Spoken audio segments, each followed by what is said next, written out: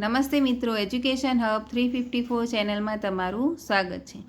તો આજે આપણે ભણીશું ધોરણ 6ની ગણિતની પાઠ્યપુસ્તકનું પાઠ 4 ભૂમિતિના પાયાના ખ્યાલો એનું સ્વાધ્યાય 4.2। તો પ્રશ્ન પહેલો કે નીચેના વક્રનું ખુલ્લા અને બંધ વક્રમાં વર્ગીકરણ કરો। તો અહીંયા તમને આકૃતિઓ આપી છે 5, એમાંથી કયો વક્ર કઈ આકૃતિ ખુલ્લા વક્રની છે અને કઈ આકૃતિ બંધ વક્રની છે।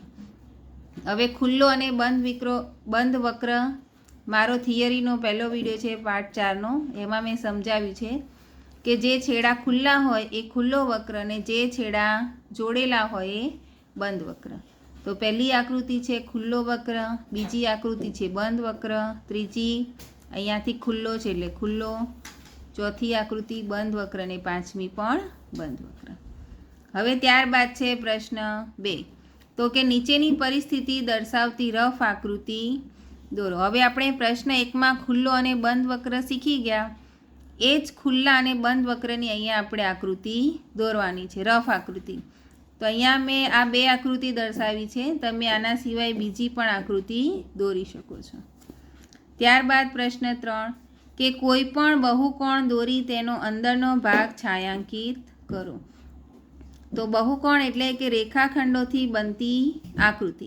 તો અહીંયા મેં ચોરસ દર્શાવ્યું છે અને એની અંદરનો ભાગ રેખાંકિત કર્યો છે। તો તમે અહીંયા આના સિવાય પણ બીજો બહુકોણ દોરી શકો છો।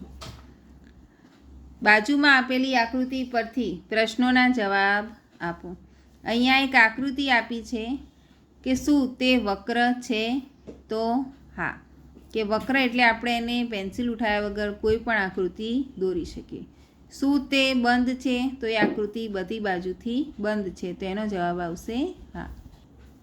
5 જો શક્ય હોય તો નીચેની પરિસ્થિતિ દર્શાવી રફ આકૃતિ દોરો। તો પહેલું છે કે બંધ વક્ર કે જે બહુકોણ ન હોય। તો બંધ વક્ર એટલે કે તે રેખાખંડનો બનેલો હોવો જોઈએ નહીં, બહુકોણ ન હોય, એટલે અહીંયા મેં એક બંધ વક્ર દોર્યો છે।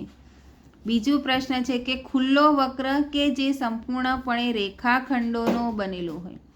તો બીજો વક્ર ખુલ્લો કે જે રેખાખંડોનો, તો મેં અહીંયા આવી આકૃતિ દર્શાવી છે। ત્રીજી રકમ છે કે 2 બાજુઓવાળો બહુકોણ। હવે 2 બાજુઓવાળો બહુકોણ શક્ય નથી। તો મિત્રો આજે આપણે અહીંયા સ્વાધ્યાય 4.2 શીખ્યા। હવે આગળ આપણે સ્વાધ્યાય 4.3 કરીશું। ત્યાં સુધી મારી ચેનલને લાઇક, શેર અને સબસ્ક્રાઈબ કરજો। અને જો તમને કોઈ મૂંઝવણ હોય તો તમે મને કોમેન્ટમાં પૂછી શકો છો। Thank you.